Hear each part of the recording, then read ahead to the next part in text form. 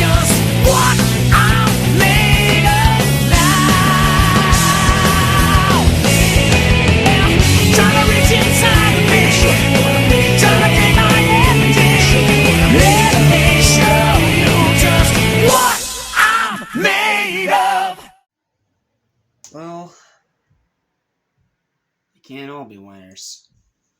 What's up, guys? Welcome back to Animation Station, and we're start destination for anything animation. Or if you're watching this on Cynical saying, hi, I'm just a random guy that bitches about movies. Anywho, tonight we are starting year-end lists because I'm behind because I took a 2-week vacation out in Florida. So, for my first video of 2023 on both channels, we are going to start with our year-end list, starting with the top 10 worst movies of 2022.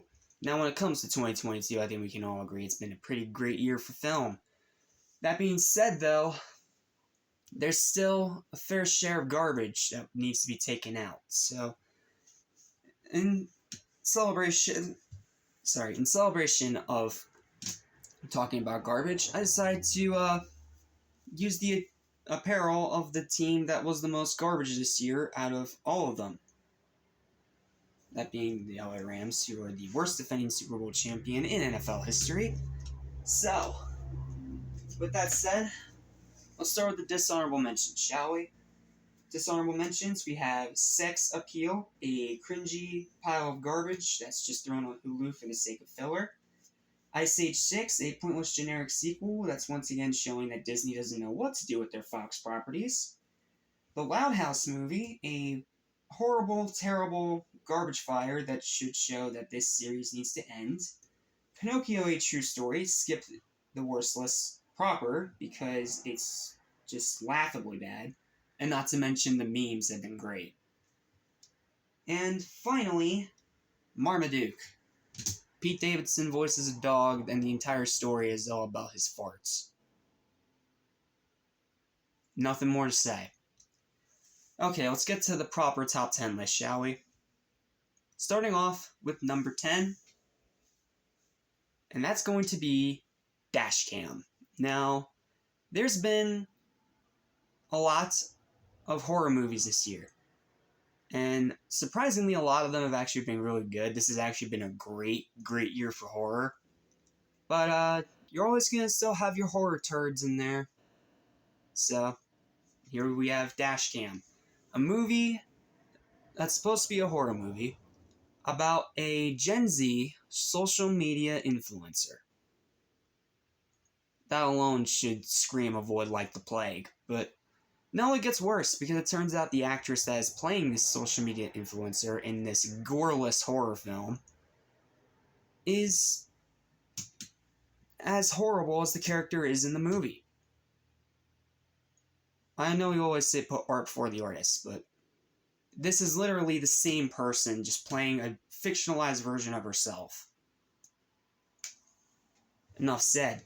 Not to mention, like I said, the kills suck, writing sucks, everyone is a freaking horror cliche or slasher fodder. The kills suck, and everything about this sucks. It's just a piece of crap shat out of Blumhouse's you-know-what hole. So, yep, nothing more to say, just a crappy Blumhouse horror film.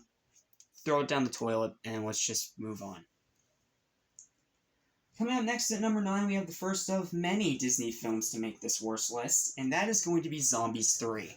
Now, this is a movie that I should have expected nothing out of, because I didn't like the first one, even though I've come around on it a little bit, as a little bit of a guilty pleasure sort of thing. And the second one was just terrible. But it looked like it was going to be one of those movies that was trying to be like, you know,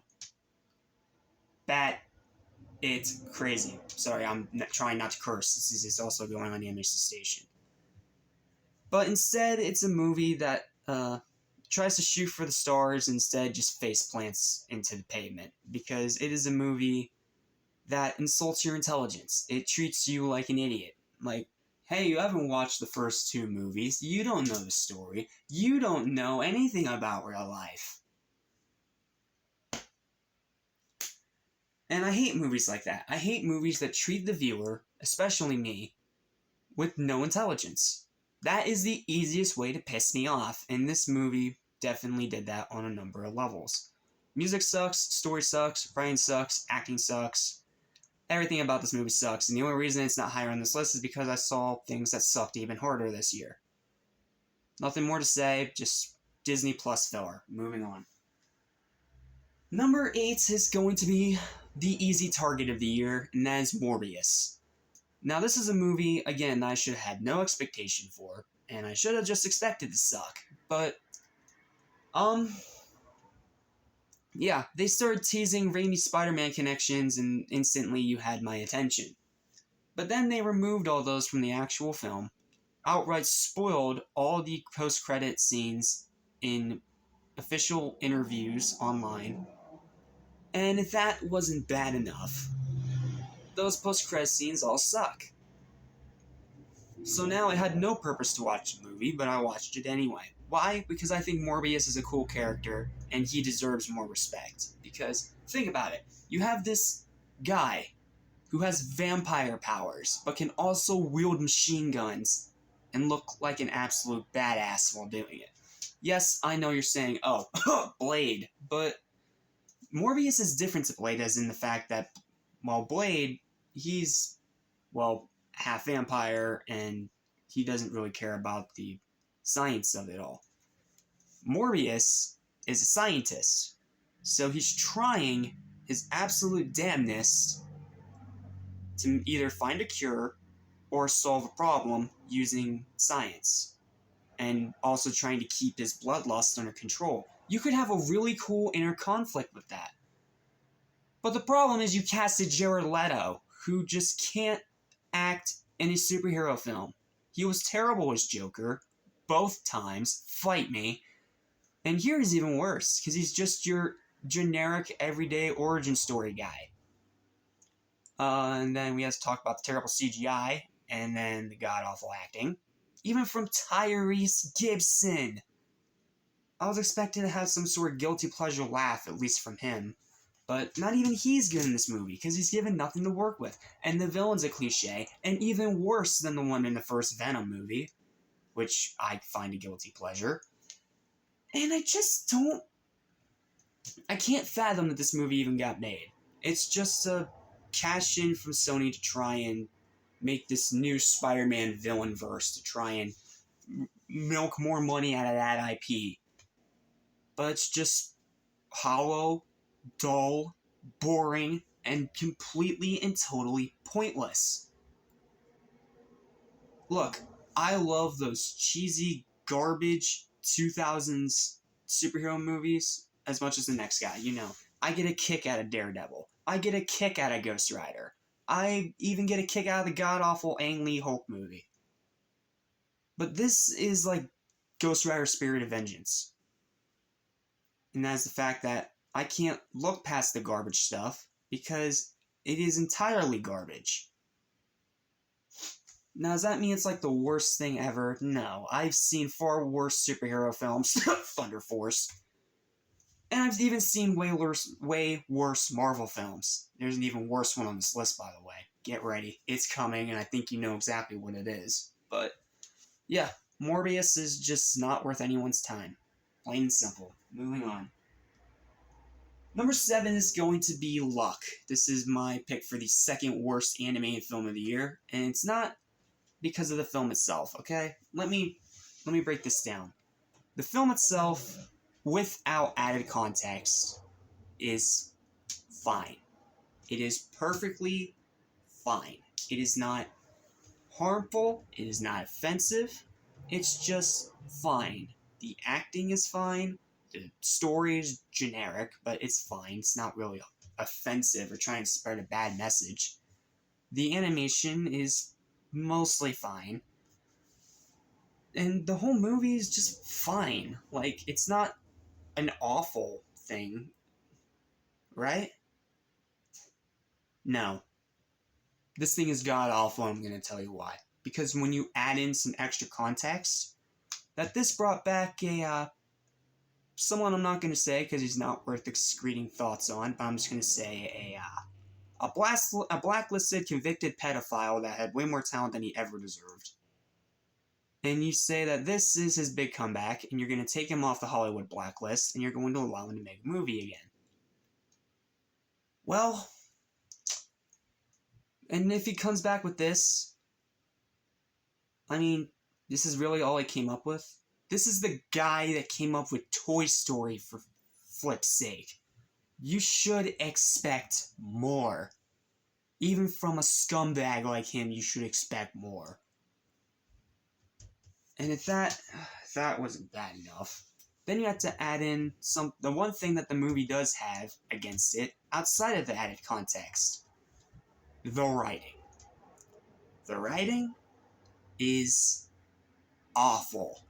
Like, it is the most generic kids movie dialogue and writing that you could possibly expect.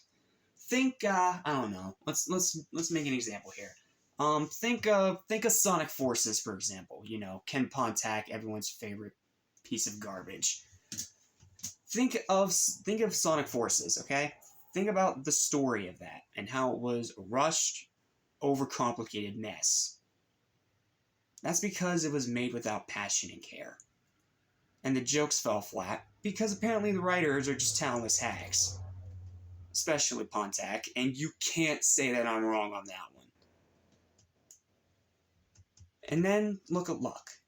You have that same problem. It is just low-hanging fruit jokes, and all of them fall flat. And I can't watch this movie again with that added context. Now, if it didn't have that added context, like I said, if it didn't have the added context, it would just have the bad writing. And that would be enough to keep it off the list.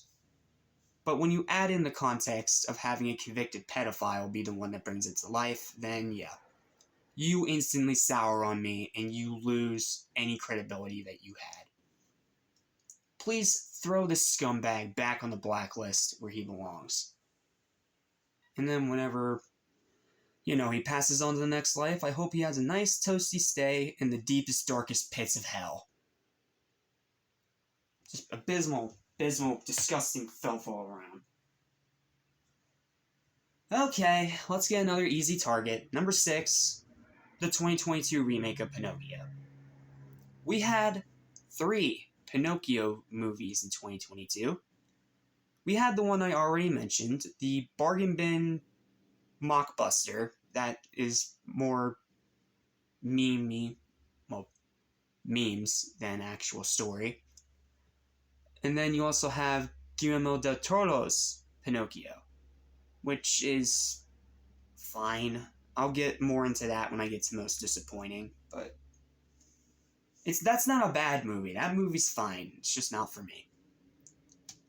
And then you come to this one, which is just another cash-in graphic garbage freaking Disney live action remake made for the sake of nothing more than money.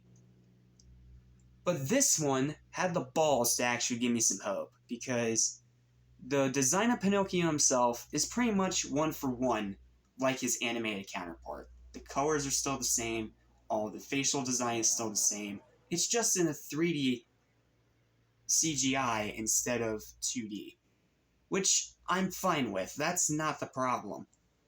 And then when they also said that Tom Hanks was going to be Geppetto, that didn't seem like a bad idea either. Because Tom Hanks, say what you want about him, he's a very talented actor.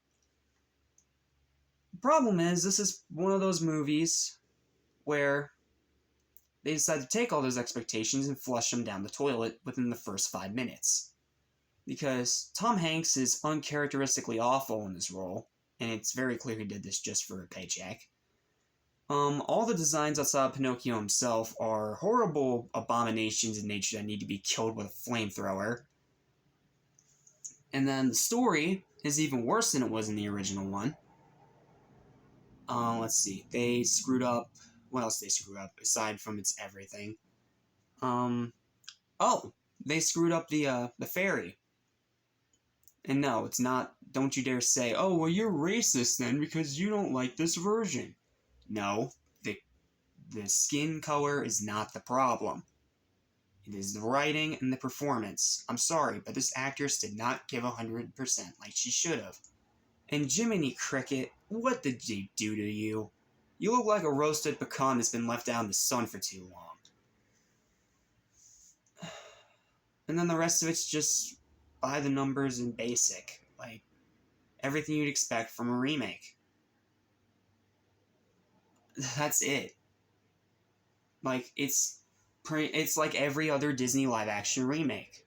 Not worth expending any more thoughts on. Not worth getting angry over. And just pointless. And it's only going on the list because I'm trying to get it through Disney's thick skull that no one cares about these. It doesn't take a rocket scientist to figure out that all these live-action remakes are garbage and pointless, and make the originals worse by comparison, and just by plain existing. Please, Disney, stop with this crap. And watch me praise Little Mermaid next year and get hate comments. Jokes. Okay, next. Number 5, time to throw a curveball and time to throw some controversy. Avatar 2. More Disney garbage. And another one again, where Disney just does not know what to do with Fox IPs. But this one wasn't all their fault, because this one's more the fault of James Cameron. Look, he's a great guy. I don't doubt that. Egocentric, sure, but he's earned it. He's behind a bunch of really big movies. I understand that. And he is a talented visionary. I understand that. The problem is that this is a movie and a franchise that he brought back for the sake of money. And it's abundantly clear. Because, here, let me drop a little bombshell for you guys. Avatar 2 is the same damn movie as Avatar 1. Literally. Almost beat for freaking beat, outright stealing lines of dialogue from the original, and not even trying to hide the fact that it's the same thing. Yes, you have the water Na'vi, which are a cool concept and look cool. Yes, you have really pretty visuals that are definitely better than the first one. And yes, the physical acting is still very good here. The problem is that the story is the same. The family dynamic feels shoehorned in and absolutely weak. The delivery of the dialogue from all the voice actors is abysmally boring. Like, you know those roles where people just do it just for a paycheck? Chris Pratt Mario. Yeah, that's what this is. It's just famous people putting in the lowest amount of effort. And I hate that. And I hate even more this movie's made over $1 billion. It doesn't deserve it. I am someone that will always value originality over repetition. Substance over flash is the lesson I'm trying to get across to you. And if you still think that I'm an idiot and that I am a moron because I don't understand the masterpiece thinking of James Cameron, well, too bad. And if you think, oh, well, that means you're a terrible person, because if you don't like this movie, then you obviously don't care about the environment. Oh, no, yada, yada, yada, blah, blah, blah. If you want to be that toxic, you're proving yourself to be the idiot more than anything else. And yes, I know me giving this the score that I did on my Facebook, which is a 2, is controversial. I know that. But the whole 3 hours I sat through this movie was absolute torture. And it's the last film I saw for 2022 as well, making it even worse. And it's just... the fact that this makes $1 billion just baffles me, because it is just the lowest effort lazy garbage. It is the same movie again, and it's blinding people with just the sheer spectacle. Oh, and let's not forget the way they brought back the villain Quaritch, which is the definition of a retcon asshole. Just, guys, stop buying the hype for this garbage. Stop buying the hype. Because it's not worth it. It's not worth the hype. It's not worth your time. And it sure as hell isn't worth your money. If you want a better movie to watch right now that's in theaters, go watch Puss in Boots 2. That is a million times better than this movie. It is just a pointless cash-in sequel, and just another domino in the constant falling effect of Disney jumping off a freaking cliff. And apparently James Cameron's going right along with them.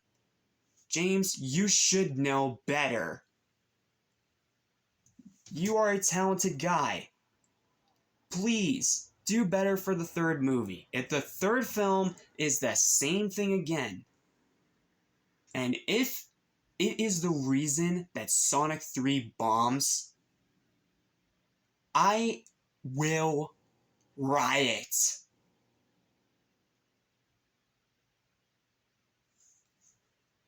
But yeah, I think I've said enough. More than enough. More than this movie even deserves. And if you think I'm going to waste my A material on it, no, it's not worth it. It's like a rock in the ocean. Sinks to the sand floor and is completely forgotten. That's the way it should be. Throw this in the ocean to never be seen again. Okay, moving on now. Number 4.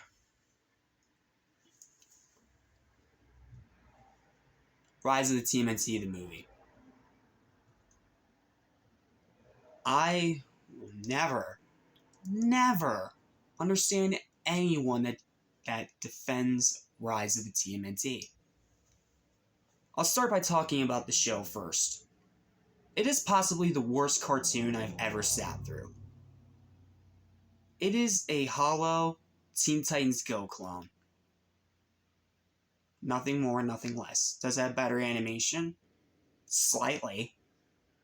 But it still has the same abysmal writing as Teen Titans Go. It still has the same abysmal characterization as Teen Titans Go, where everyone's an idiot and has little to no actual definitive personality.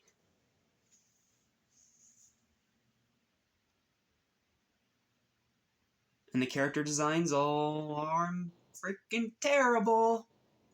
Really making those fast-forward designs from the 05 Ninja Turtles actually look somewhat likable in comparison. And look, I'm not insulting the voice actors here. I'm above that. The voice actors here are not the problem. They are trying, and I can tell throughout both the show and the movie, they are trying to be funny. They are trying to make this memorable. They are really trying to put in a good performance. The problem is they can't because they're given the most abysmal bottom barrel writing of any kids show I've ever seen in my life. So yeah, that's my thoughts on the show. Horrible garbage fire. And I rejoiced because I thought, okay, they kicked it to Nicktoons, it's going to have a nice, slow, agonizing death, and it will never be talked about again. But no, it's garnered a fan base of toxic blind a-holes who just can't understand the fact that everyone has different opinions. Oh, and don't think I'm just throwing out random accusations. No. I got attacked multiple times in comment sections of videos when I fairly critiqued every single reason why Rise fails. And what did I get in return? Attacked by toxic douchebags that apparently have no life outside of commenting on YouTube videos. They're like, oh, well, you're not a real Turtles fan because you don't like this. Or, oh, you're a woman hater because you don't like this version of April. Or, oh, you just don't like that skin colors are different. Or, oh, you just don't like the voice actors. Yada, yada, yada, yada, yada. If you're one of those toxic people, you are the problem. I'm trying to be fair and honest. So, if you disagree with me, that's fine. But if you want to be a toxic douchehole about it, whatever. You want to be an idiot? Go be an idiot. I don't give a damn. But I'm not going to stop myself from speaking my mind, and neither are you. Sorry, that's for the toxic fan community this trash has, not the rest of you. The rest of you are cool people. But then Nickelodeon's like, nope, guess what? We're giving you a movie, and that's going to be the end of the series. And I sat there in my chair wanting to just jump out the window because I didn't want to watch this. I hated the show, so there was no point in me watching the movie. But I had to anyway. So I could come right here on this worst list and tell you all why this is such an abysmal piece of trash that completely exemplifies why this show failed so hard. The story tries to be ambitious. It tries to go dark. It tries to be a bit more adult. The problem is that the writing does not allow it. Because a certain other movie that I'm going to get to in a minute, it treats everything like a joke. And if that wasn't bad enough, you also have the Turtles, who still are just a bunch of idiots with little to no definitive personality or dimension whatsoever, as much as the voice actors are clearly trying. And then all the other characters are still dumber than blocks of wood. And the animation, while it is definitely better than the show, it still just feels flat. Flat animation with no personality. Sure, it's flashy. Sure, it may look amazing. But it lacks character. When you don't have character in your animation or personality in your animation, when you try to do all these crazy things, you just come off as a poser. And I'm not trying to throw shade at the animators here, because I can very clearly tell they are trying. But the directions that they're being given is just horrible. But the real nail in the coffin for why this show fails on every single level is that it takes lovable fan-favorite characters and turns them into cliches with no personality and takes away everything that made them distinct and iconic. In the show, it was the Turtles. In this movie, it is the Krang and Casey Jones. What they did to Casey is unforgivable. They took away everything that made him distinct, that made him awesome, that made him such a badass, and just turned him into a generic, last man standing, last survivor, cliche, annoying,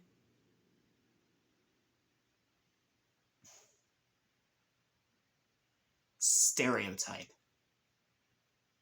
That's the word he is. A stereotype. Every character in this movie, and the show for that matter, is a stereotype. They're not given any character. They're not given any distinctive personality, which, by the way, hello, that's the reason why the Turtles are so iconic in the first place, because they all have different, distinct personalities that make them all interesting. And then you throw it in with a story that tries to be ambitious, but because of the crappy writing, it just falls on its face. I have nothing more to say.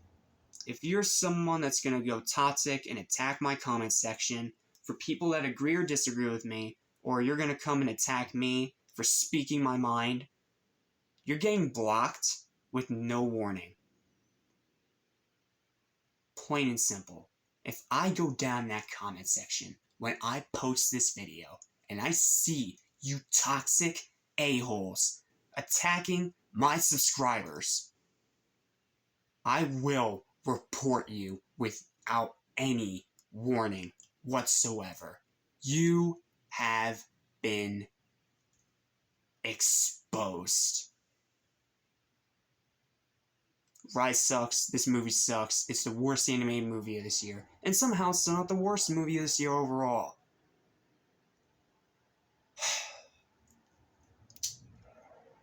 Let's just move on.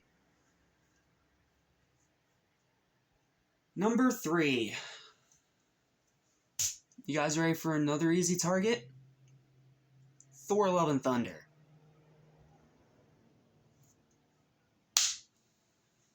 I should have expected nothing out of this. I mean, I enjoyed the Mighty Thor storyline, and I enjoy that they wanted to bring it into the MCU. I mean, that sounds cool. I love those comics, I love the story it told, and it's very touching. You have Taika Waititi back, the guy who made the freaking excellent Thor Ragnarok. That sounds good. And then you bring in Christian Bale to play Gore the God Butcher. And that sounds great. And then you also have this extra story about Thor trying to, once again, just discover his purpose. Does he belong in this new Asgard, or does he deserve to just go out on his own and find his own destiny or new fate? That all sounds fine separately. And then we got the trailer, and I knew exactly what movie this was going to be. It was a movie that was going to treat every single thing like a joke. Even serious topics like death, child murder, and cancer are treated in this movie as nothing but a joke. That's like when Family Guy did the wrist-slitting joke. It is one that immediately makes you look like a scumbag. And it's no different in here. Oh, and let's not forget bringing back Natalie Portman, just to kill her off. And not to mention, for this being her final film in this series, she's still just as wooden as she was in the first one.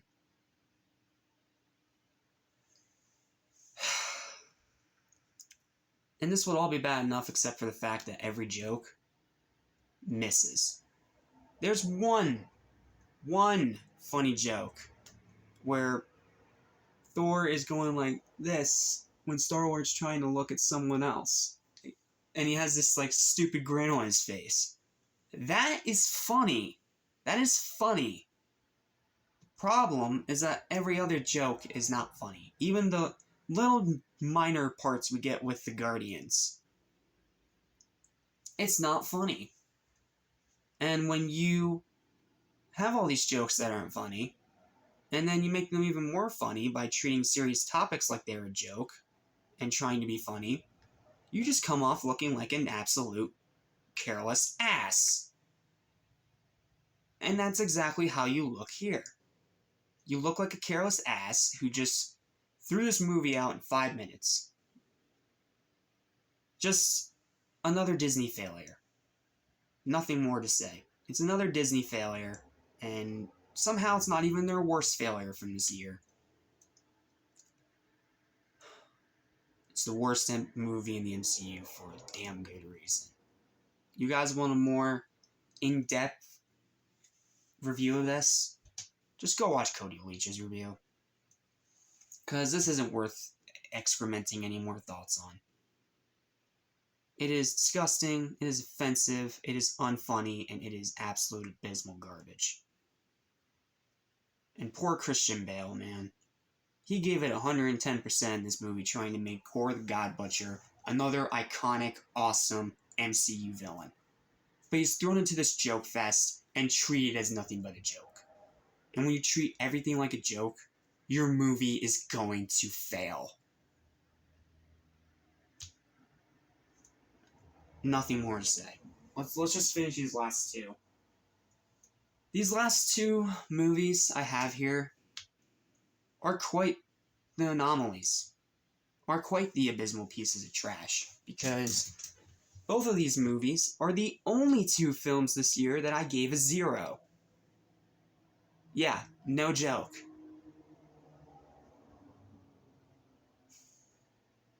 So let's dive in, shall we?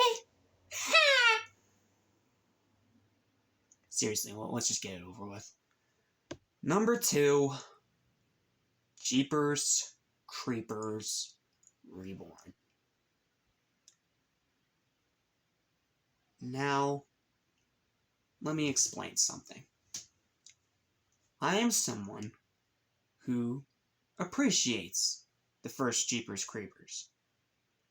I think it is an underrated horror film that, while not reinventing the wheel or doing anything that, like, drastically different from any other horror slasher that was coming out around the 2000s, it still found ways to succeed. Because, well, sure, the acting was still pretty wooden, but you had a cool concept in the Creeper, you had this chilling backstory for him, and you have all this in-depth lore about him, and a bunch of other really cool stuff. But that movie has one big problem, outside of its wooden acting. Its biggest problem is the fact that it was made by a scumbag. Victor Salva. Now, for those of you that aren't already aware of this, I'm going to keep this brief. This guy is a pedophile. He is a pedophile that tried to abuse and assault children. And make them do horrible things for him.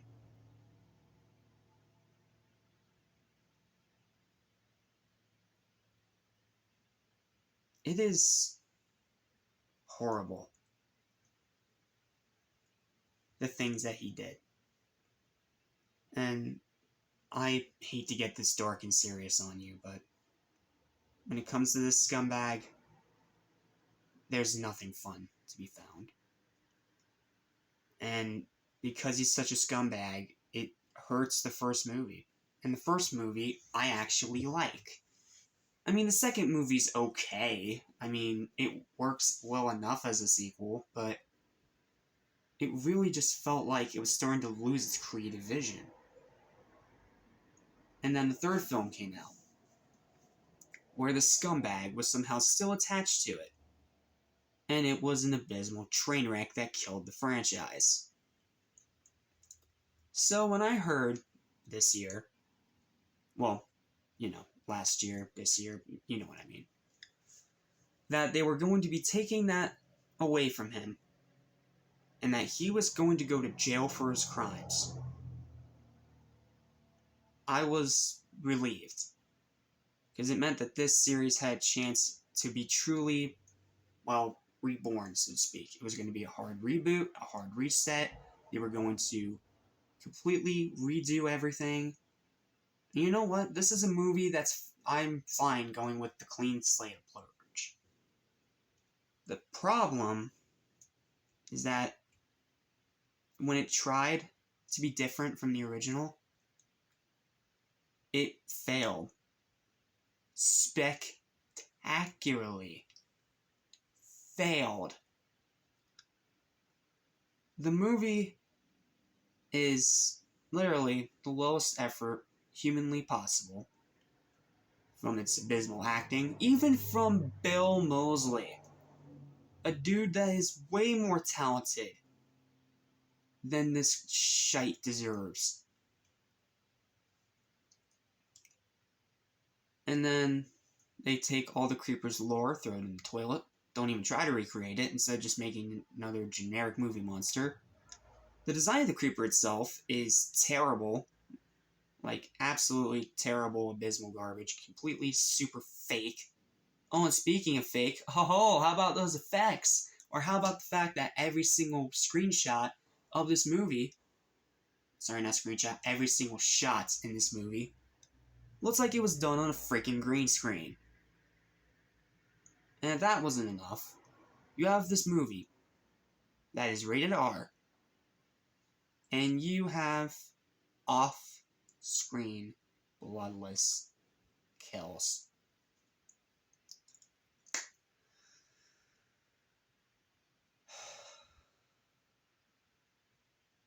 There's missing the mark and then just not trying. And this movie doesn't try at all.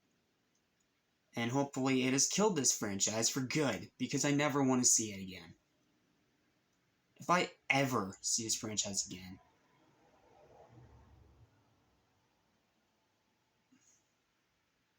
I'm not going to watch it. Because if even after they took it away from that horrible, disgusting scumbag of a human being, and they still couldn't get it right, then this series isn't worth bringing back for anything. Leave it in the dumpster where it belongs. And somehow, it's still not the worst movie of this year. You wanna know what it is?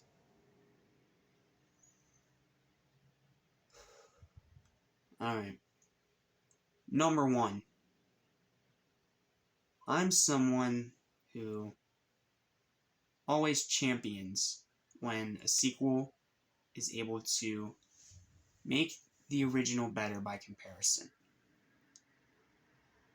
And I'm always going to be someone that rages and feels offended and used when that sequel makes its predecessor look worse just by existing.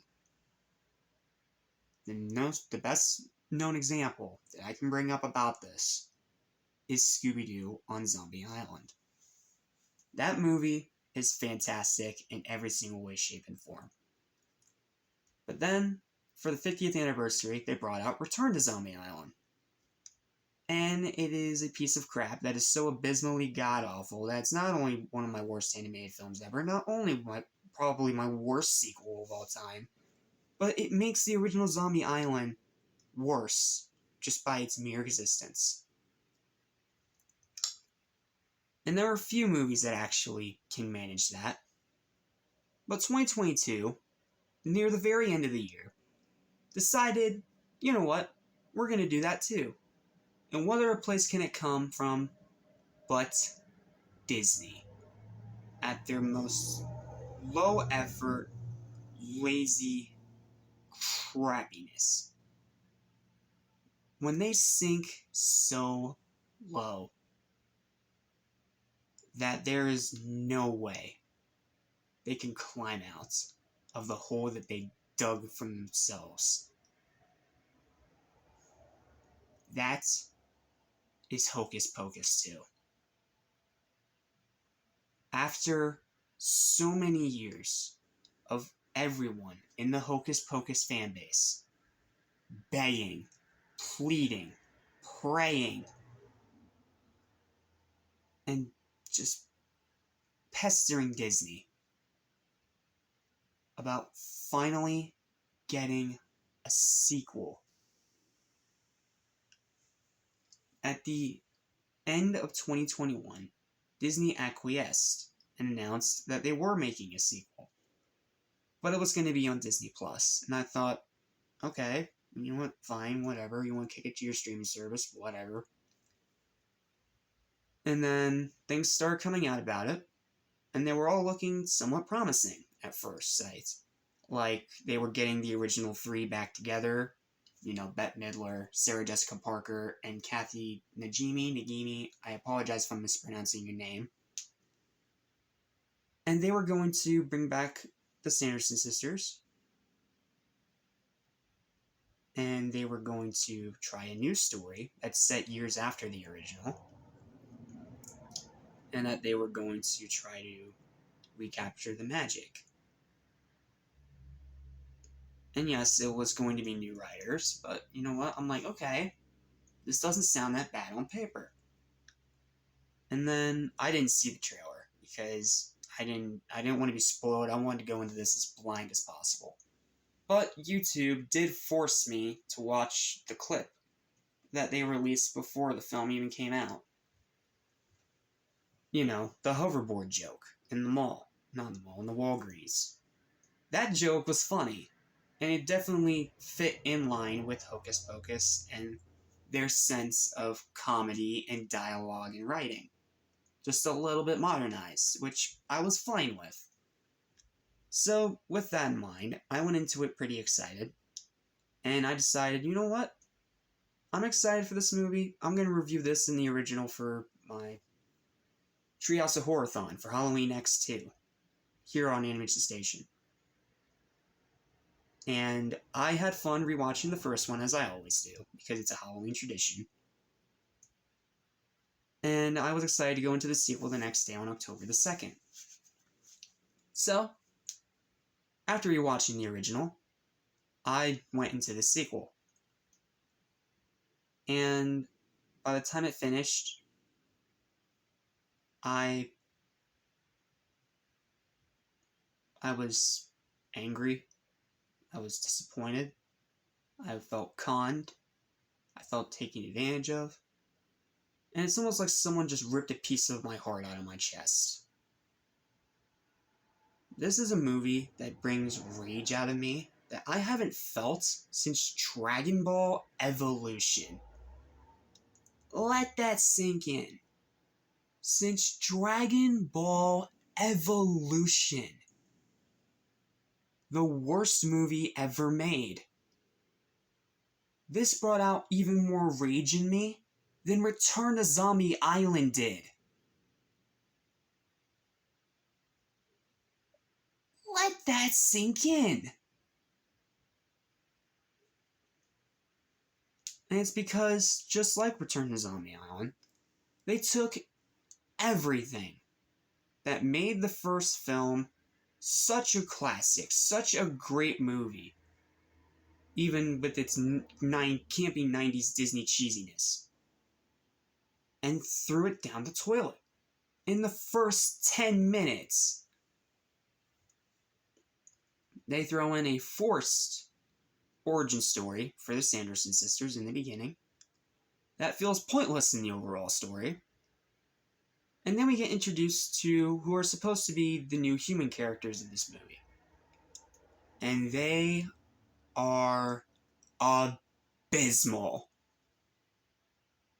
I'm not saying that the human actors in the original were perfect. No, not at all. The human characters in the original were somewhat generic, yes, but they worked with the story they were trying to tell. This screams Gen Z. It screams cringe. It screams forcing modern into it, like pulling a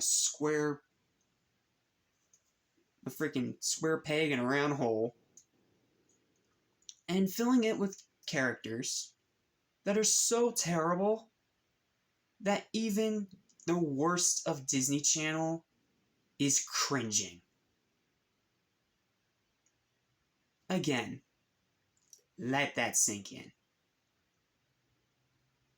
So, how do they decide to bring the Sanderson sisters back? Well, they do the whole Black Flame candle thing again, which is fine. But they decide to shoehorn in this other character. I literally forget his name, it's just some random guy. Who is a historian of Salem. And has the book and has a Black Flame candle. So he sells this candle to these annoying stereotypes. So they go out into the woods to have a little bit of a seance, so to speak. Because the one girl is somewhat into witchcraft or something. I don't know. I didn't give too much of a damn. So, after a bunch of boring exposition with a bunch of boring generic teenage characters, they get to the forest. And they bring them back by inadvertently using the candle. Wow, it's not like we haven't heard that one before. Bringing something inadvertently back. I mean, that's literally Return of Jafar, guys. It's literally Return of Jafar. Bringing someone evil back inadvertently. And it was done even better there. And that's a direct-to-DVD sequel. Again, let that also sink in. So they bring them back, and the rest of the movie just goes like that. It moves at a snail's pace. All the acting, aside from the main three sisters, is absolutely god-awful. The effects are the most cheap, fake, generic crap that you can imagine. All the new characters suck, and they're all just Gen Z stereotypes with no personality and no distinctive character whatsoever. And sure, they try to go bigger and better with the sequel, but in return, they lose a lot of what made that movie so charming. That it was simple. It took place in one town. And this one tries to do the same thing, but now the town is so flat, generic, and lacking of any character that it just feels like any generic city or town in any of these kind of movies. You literally sucked all the fun out of the first Hocus Pocus.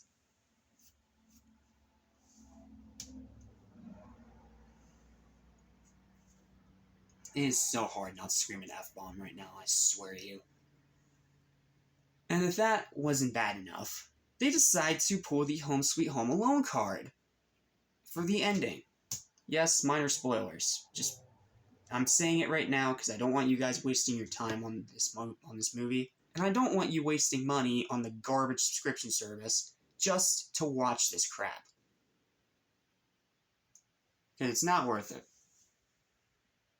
Okay, so minor spoilers from the ending. So, Billy gets brought back, and you know how in the original, he was someone that was inadvertently, that was kind of forcibly trying to get the kids, because he was following the orders of the Sanderson sisters, who had stitched his mouth shut.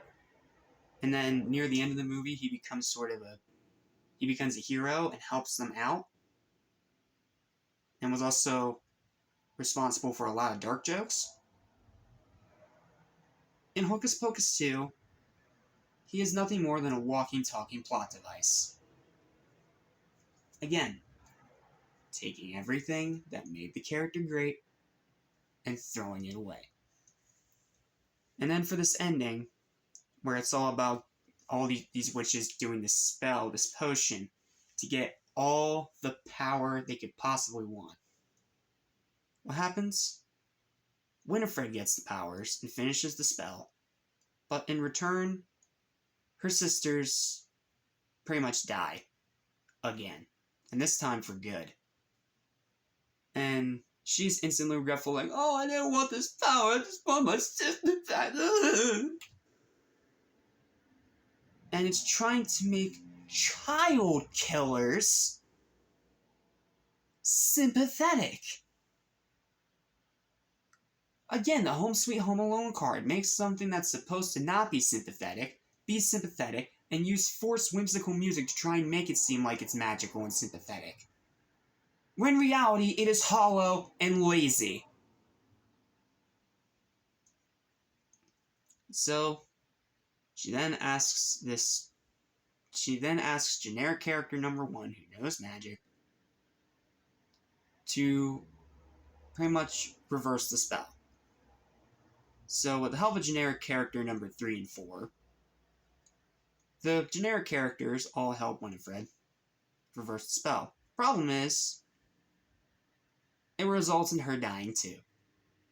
And they play it up like this big emotional moment, like this big magical moment. Like we're seeing people that we've known since our childhood dying again in such a way when they were the villains in the first movie for a reason. They are child-killing witches. You don't make that sympathetic. By trying to make killers like that sympathetic, you just come off looking like an ass.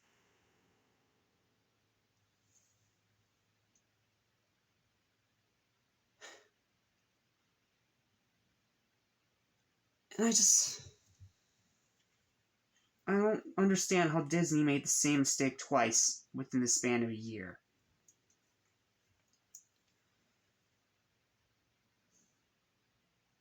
And if you're wondering why I'm not getting all yelly and angry like I did for Home Sweet Home Alone, because this movie's not worth it. It's not worth losing my anger over. It's not worth screaming at the top of my lungs and frying my throat in the process. And it's not worth my A+ material. This movie wants to be half-assed, so I'll be half-assed too. Hocus Pocus 2.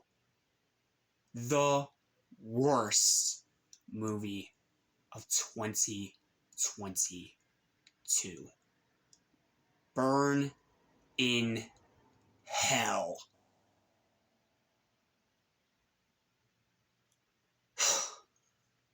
Okay, we're done. That's the list.